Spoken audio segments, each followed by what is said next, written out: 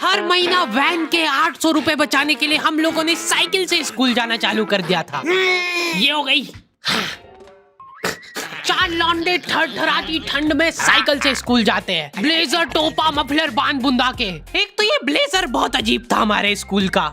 2 जेब थी हमारे ब्लेजर में और 2 ही अंदर की साइड थी। हमारे स्कूल वालों को लगा कि बाहर जेब का क्या ही यूज हो सकता है, इसलिए उन लोगों ने बाहर जेब ही नहीं दी। क्या करूं मैं इस जेब का? ठंडी लग रही है तो हाथ अंदर वाली जेब में ही डाल के चलना पड़ता था। कोनी से साइकिल चला के आते थे हम लोग स्कूल। सबको ऐसा लगता था कि हम लोग अपाहिज हैं। और फिर एकदम से हम लोग हाथ बाहर निकाल लेते थे।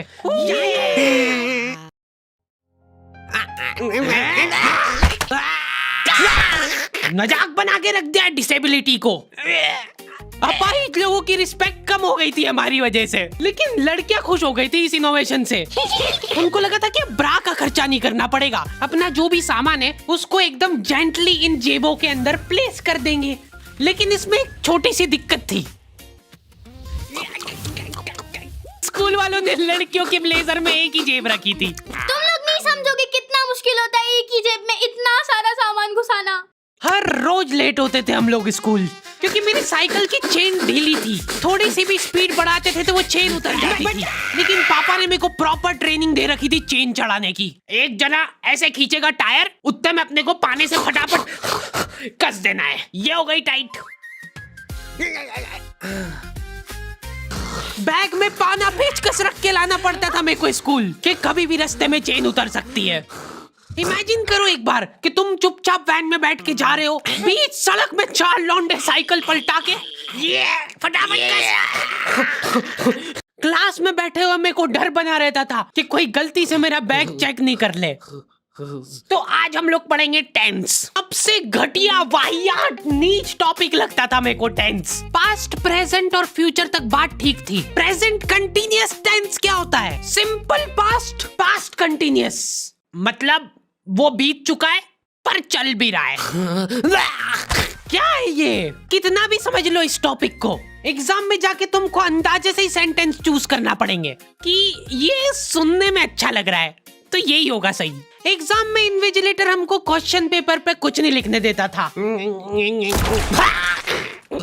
इनको ऐसा लगता था कि हम लोग क्वेश्चन पेपर पे आंसर लिख लिख के चीटिंग करेंगे। लेकिन हमारी क्लास के बच्चे एडवांस हो गए थे, ये पूरी की पूरी आंसर शीट एक्सचेंज कर लेते थे कि तू लिख के दे, को आता है तो। बोर्ड एग्जाम थी यार हमारी, और हमारे स्कूल वाले बोर्ड एग्जाम को बहुत सीरियसली लेते थे। अलकायदा टाइप ट्रेनिंग मिली थी हम लोगों को। एग्जाम देते हुए कहीं से भी बॉम्ब गिर सकता है, लेकिन तुम्हारे हाथ नहीं रुकना चाहिए, चाहे तुमको क्वेश्चन आता हो या ना, कुछ न कुछ लिख के ही आना है। हमारा एक ही मकसद होना चाहिए, आंसर शीट भरना। नहीं आए तो अभी कुछ भी लिख के आ जाओ। मेरे को ये नहीं समझ आता कि मैं कुछ भी कैसे लिख के आ जाऊं, मेरे को आता ही नहीं है, क्या लिखूं मैं? एक तो हमको इतना डरा धमका के भेजा गया था ना सेंटर पे, मैं नर्वसनेस में जाके अपना नाम भूल गया वहां पे। इन्विजिलेटर ने नाम पूछा, मैं सोच रहा हूँ क्या हो सकता है। बेटा नाम तुम्हारा। 2 मिनट।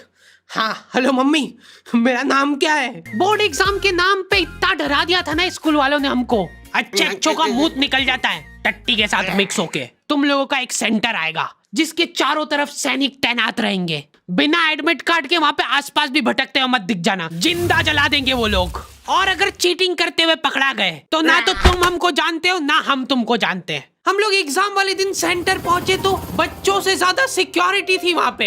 आज तक इतनी सिक्योरिटी मैंने एयरपोर्ट पे भी नहीं देखी थी। आर्मी वगैरह खड़ी थी वहाँ पे टैंक लेके। वो सिक्योरिटी वाले एक एक रबड़ का रैपर निकाल के देख रहे थे कि उसके पीछे तो नहीं लिख के लाया कुछ। क्या लिख लूंगा मैं इतनी सी जगह में? लिख भी लिया तो मेरे को ही समझ नहीं आएगा कि क्या लिखा है। कुछ चीजों का मेरे को लॉजिक ही समझ नहीं आया था कि तुम नंबर वाली घड़ी पहन के नहीं जा सकते हो, पहनना है तो कांटे वाली पहनो। उनको शायद शक हो गया था कि ये सारे लोग एक साथ कोऑर्डिनेशन करके बम नहीं फोड़ दे। उधर एक बच्चे की घड़ी का अलार्म बज गया और वो बजता भी बॉम्ब के टाइमर जैसा है। अलकायदा जिंदाबाद। जिस पाउच में तुम सामान ला रहे हो वो भी ट्रांसपेरेंट होना चाहिए। मेरे बैग में से इनको पाने पेचकस मिले थे, क्या जवाब दूं मैं इसका कि क्या यूज में आते हैं ये? उनको वहाँ पे डेमो करके बताना पड़ा कि ये यूज में आता है ये सब आइटम। फिर बाकी बच्चों ने भी कंफर्म करा कि हाँ देखा तो है हमने इनको रास्ते में ये हरकत करते हुए। ये सब देख के उन्होंने मेरे पाने पेचकस तो हाथों हाथ नाली में फेंक दिए थे। हमारे एक साथी की जेब में से ड्रग्स बरामद हो गए थे। अरे ड्रग्स नहीं है, ये इनहेलर है।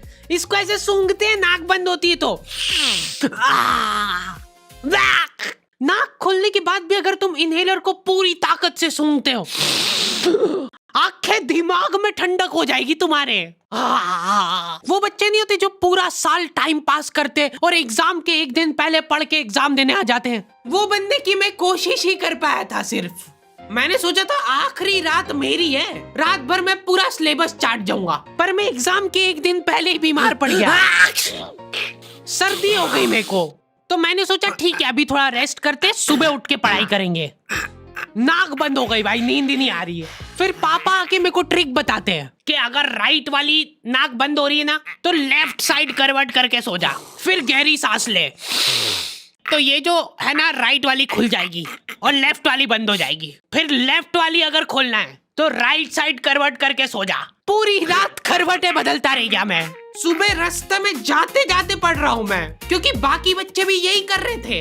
बच्चों को लग रहा है कि भाई जितना हम लोग साल भर में नहीं पढ़े उतना हम लोग रास्ते में जाते हुए पढ़ लेंगे।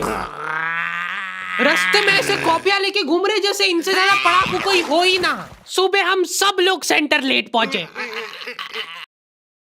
क्योंकि साइकिल की चेन उतर गई थी, तो रास्ते में वो कर रहे थे। और क्वेश्चन पेपर भी लेट हो गया था उस दिन। क्वेश्चन पेपर Z+ सिक्योरिटी के साथ आता था। 10 बॉडीगार्ड लेके आते थे एक जरा सा पार्सल।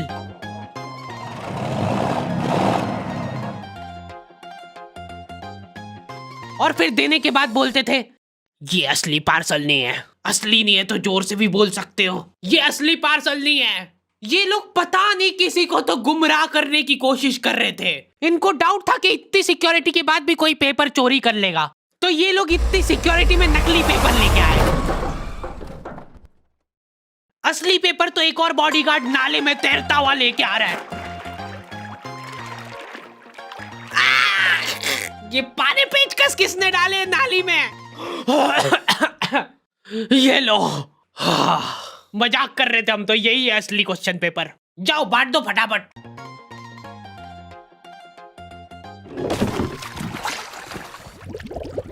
ये अपना आपस में एक दूसरे को गुमराह कर रहे थे।